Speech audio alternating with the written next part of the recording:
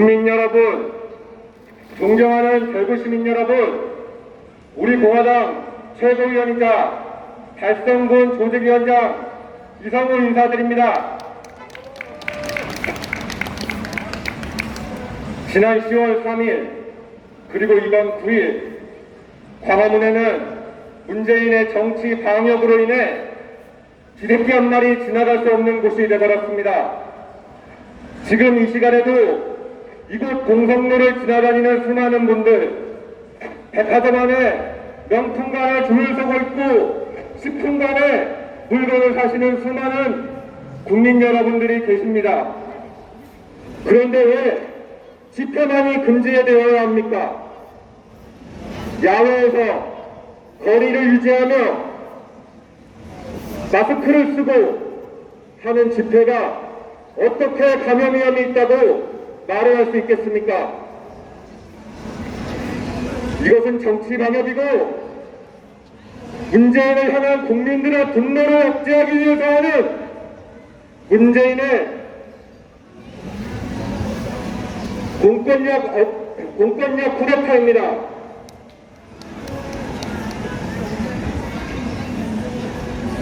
우리 공화당은 문재인이 광화문 한 곳을 막으면 10곳의 집회 신고를 낼 것이고 10곳의 집회 신고를 다 막으면 100군데에서 모두 각각 흩어져 1인 시위를 하면서 국민 저항권을 발동해 문재인을 끌어낼 때까지 끝까지 싸우겠습니다. 나라 경제가 엉망입니다. 얼마 전 발표에 따르면 2019년 국가 부채가 2,198조 1,000억 원, 가구당 1억 983만 원입니다. 그 동기간 동안의 가계 부채는 1,600조, 가구당 8천만 원의 빚을 지고 있습니다. 문재인이 국가의 돈을 가지고 흥청망청 쓰고 부동산 정책의 실패로 국민들을 빚을 내서 주식에 투자하고 부동산에 투자한 결과가 우리 국민들 그리고 앞으로 태어날 손자, 손녀들, 자식들은 태어나자마자 2억 원의 빚을 지고 태어나게 됩니다. 이러니 사람들이 제정신을 가지고 살 수 있겠습니까? 문재인이 사는 나라, 문재인 불국 대한민국은 하루에도 30명이 자살을 하고 청년층 자살률이 동기간에 비해 박근혜 대통령님 때에 비해 50%가 증가를 한 나라입니다. 여러분들, 국민들이 분노하셔야 됩니다. 대구 시민들이 일어나셔야 합니다. 문재인이 잘못됐으면 잘못됐다고 촛불 쿠데타로 집권한 정부는 끌어내야 한다고 모두가 용감하게 문재인 좌파 독재 정권과 싸울 때입니다. 여러분, 불행하지 못하고 문재인 가랑이만 기어다니는 거대 야당은 필요 없습니다. 문재인이 뭐 하나 줄까? 내각제를 통해서 자기 자리 보존을 할까 하는 김무성, 유승민이 다시 기어나가고 있습니다. 김무성은 여의도의 마포 포럼, 유승민은 재보궐, 서울시장, 부산시장 재보궐 선거가 되니 정치 카페를 만든다고 합니다. 대구 시민 여러분, 박근혜 대통령님 등에 칼을 꼽은 유승민, 김무성을 용서할 수 있습니까? 그들과 손을 잡는 국민의힘을 우리는 절대 용서할 수 없습니다. 우리 공화당은 김무성, 유승민, 기회주의 우파들이 박멸될 때까지 끝까지 쫓아가서 그들의 얼굴에 낙인을 찍도록 하겠습니다. 박근혜 대통령 등뒤에 칼을 꼽은 자, 대한민국을 배신한 도착 빨갱이와도 다름없는 세력들이라고 우리 공화당은 자랑스러운 외국우파 대구 시민 여러분들과 함께 끝까지 싸우겠습니다. 감사합니다. 예, 우리 공화당 최고위원이신 이성훈 군의 말씀 잘 들었습니다. 다음은 대구시당 오명숙 당원동님께서 한 말씀 하시겠습니다.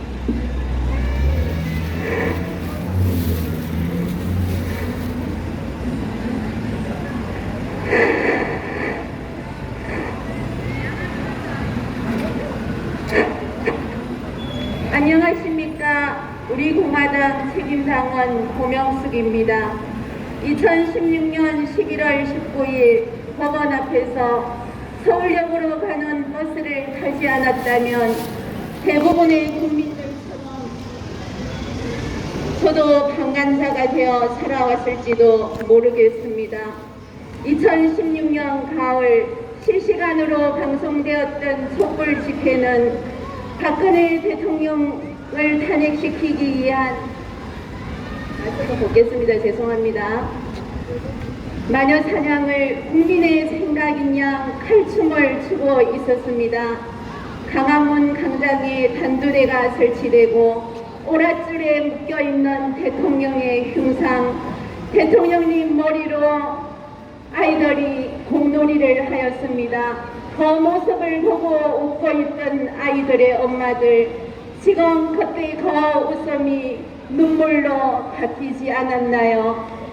좌파 정치인들의 선동 정치에 굴라방처럼 뛰어들었던 촛불 집회의 강난이 자유민주주의 국가인 대한민국을 문재인 좌파 독재 정권을 탄생시켰습니다.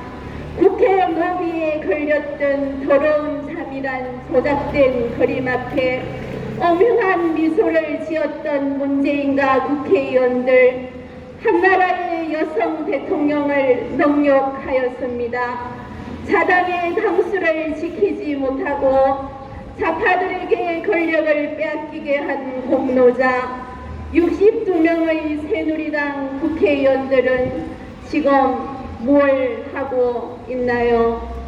보수의 성지라고 하는 대구의 국회의원 12명은 또 어디에 있습니까?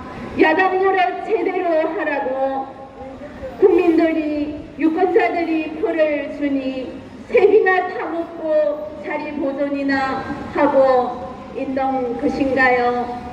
박근혜 대통령님 탄핵시킨 그 순간 대한민국 우파 정당도 함께 탄핵을 당했습니다.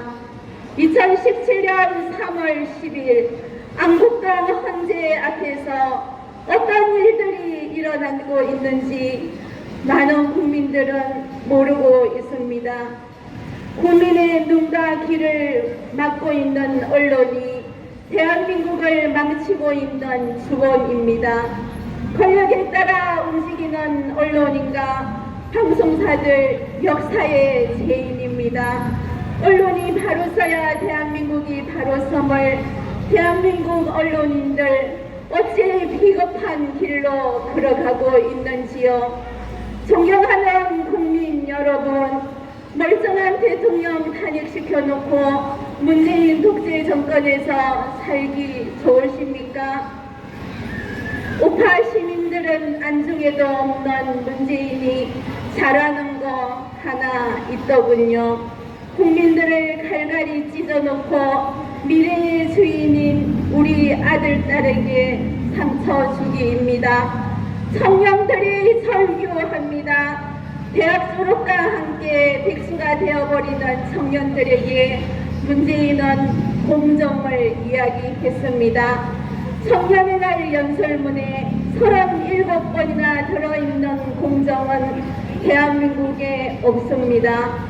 유학을 해도 장학금을 받는 조국 딸과 전화 한 통화로 황제 휴가를 즐기는 추미애 아들, 그들이 문재인 정권의 법무장관이라고 하니 국민의 한 사람으로서 정말 부끄럽습니다. 전대협의 우리 아들, 딸들이 문재인을 고발했습니다. 자국의 국민이 북한군에 의해 불태워졌는데 음악 감상을 하고 종전선언을 결의하는 문재인을 우리의 아들, 딸들이 고발을 하였습니다. 국민의 안전보장이 국가가 존재하는 이유라며 철저히 조사해 줄 것을 촉구하는 젊은 아이들을 보면서 희망의 불씨를 느꼈습니다. 제도 없는 대통령 탄핵시켰는데 역적죄인 문재인은 어찌 저 청와대에 또아리를 털고 있습니까? 이제는 일어나야 합니다. 문재인 사파 독재 정권과 맞서 싸우고 있는 우파의 유일한 정당 우리 공화당입니다. 우리 공화당과 함께 기울여서 가고 있는 대한민국 바로 세워야겠습니다. 죄 없이 인신감금 중인 박근혜 대통령님, 오늘로서 구속 1289일째입니다. 이분의 숭고한 희생 결코 헛되어서는 안 되겠습니다. 국민 한 사람 한 사람의 마음을 모아 죄 없는 대통령님 구출하고 자유민주주의 대한민국을 굳건하게 바로 세우는 국민의 저력을 보여줍시다. 이번 명절날 이런 현수막을 보았습니다. 힘들지만 그래도 힘내어 봅시다. 대구 전역에 걸려있는 우리 공화당 현수막입니다. 국민 여러분, 그리고 사랑하는 대구 시민 여러분, 우리 정말 힘들지만 그래도 힘내어서 좌파 독재 문재인 정권과 힘내어 싸워봅시다. 감사합니다. 예, 우리 오명수 동지님의 말씀 잘 들었습니다. 다음은 우리 대구시당 청년위원장이신 우무성 위원장님의 말씀을 들어보겠습니다. 존경하는 500만 대구 경북 시도민 여러분, 애국 국민 여러분, 그리고 여기 지나다니시는 분들께 간곡히 호소드립니다. 저희의 이야기를 한 번만 들어주십시오. 저희가 왜 나왔겠습니까? 바로 여러분들의 자유와 재산, 그리고 여러분들의 가족을 지키기 위해서 이 자리에 나왔습니다. 짧게 두 가지 말씀드리겠습니다. 첫째, 바로 광화문 태극기 세력을 탄압하는 여러분들을 속이는 이 문재인 정부의 수법에 대해서 알려드리겠습니다. 8월 15일에 광화문 집회가 있었고 그 이후에 코로나 확진자가 증가하면서 마치 광화문 태극기 집회 때문에 이 코로나가 확산된 것처럼 하고 있는데요. 여러분들, 제가 말씀드리겠습니다. 우리나라의 예년 동안의 통계를 분석해보면 직장인들의 50%의 휴가가 대체로 7월 말 8월 초에 많이 이루어지는 것으로 나오고 있습니다. 올해도 마찬가지였습니다. 50% 이상의 직장인들이 7월 말 8월 초에 휴가를 많이 갔습니다. 그리고 코로나 잠복기 2주가 있었고 그 이후에 코로나 확진자가 많이 발생한 겁니다. 작년 7월 말 8월 초에 휴가를 많이 갔으니까 사람들이 많이 모이는 곳에 갔겠죠. 그리고 8월 중순에 코로나 확진자가 증가한 겁니다. 그런데 마치 이 문재인 정부는 광화문 태극기 집회 때문에 코로나가 확산된 것처럼 하면서 국민을 속이고 있습니다. 그리고 올 초에 어떤 일이 있었냐면요. 올 초에 코로나가 우리나라에 많이 확산되기 전에 이 문재인 정부는 코로나19 관련 정례 브리핑을 오전에 한 번, 오후에 한 번, 두 번 했었습니다. 국민과 소통하고 국민들에게 코로나에 관한 정보를 투명하게 공개한다는 명분이었습니다. 그런데 자기들이 중국인 입국 금지를 하지 않고 종합적인 방역 대책에 철저히 실패한 후에 코로나 확진자가 많이 늘어났고 코로나 확진자가 늘어나자 하루 2번 하던 정례 브리핑을 한 번으로 줄였습니다. 한 번으로 줄이면서는 또 뭐라고 말했느냐? 코로나 관련 브리핑을 하루에 2번 해서 국민들에게 불안감을 조성시키면 안 된다는 명분이었습니다. 이것이 무슨 뜻이겠습니까? 코로나 확진자가 없을 때는 하루에 2번 브리핑하고 코로나 확진자가 많이 증가하니까 한 번으로 줄였습니다. 자기들의 정치적 요원리에 따라서 정치적 이해관계에 따라서 이 감염병 사태도 이용하는 것이 이 문재인 정부의 실체입니다. 태국이나 베트남, 대만이나 홍콩 같은 경우는 중국인 입국 금지를 빨리 지켜서 코로나 확진자를 많이 줄인 그런 대표적인 사례로 기억되고 있습니다. 제가 미국 이야기 하나 할까요? 여기 지나다니시는 분들 다 아실 겁니다. 미국이 현재 코로나 확진자가 세계에서 제일 많다고 알고 있으실 겁니다. 사실입니다. 그런데 미국이 왜 코로나 확진자가 1등이냐? 코로나 판정 검사를 가장 많이 한 국가가 미국입니다. 과연 미국이 코로나 검사를 몇 명이나 했을까요? 바로 1억 명이 있습니다. 1억 명.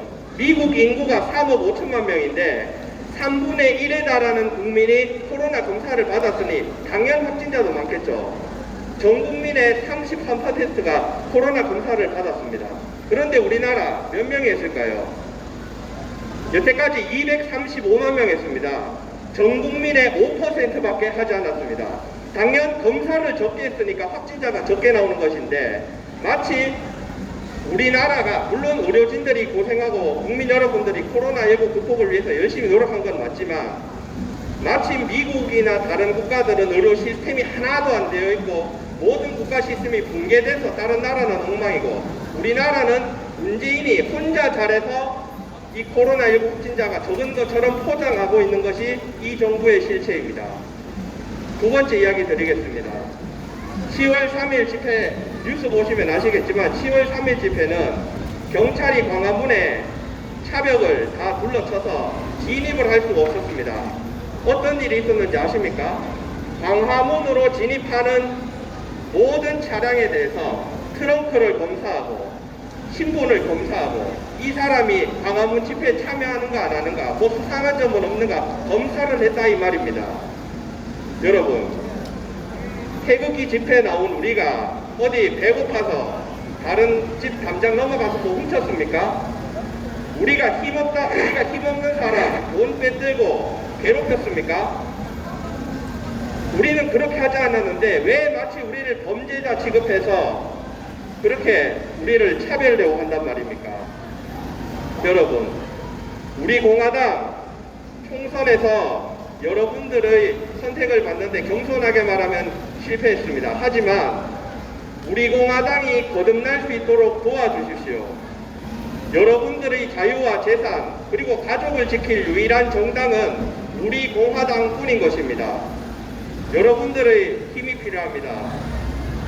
보수의 성지, 우파의 성지 여기에서 여러분들의 힘이 하나씩 모아진다면 더욱더 잘 사는 나라 모든 국민이 행복한 나라가 될 수 있을 것입니다.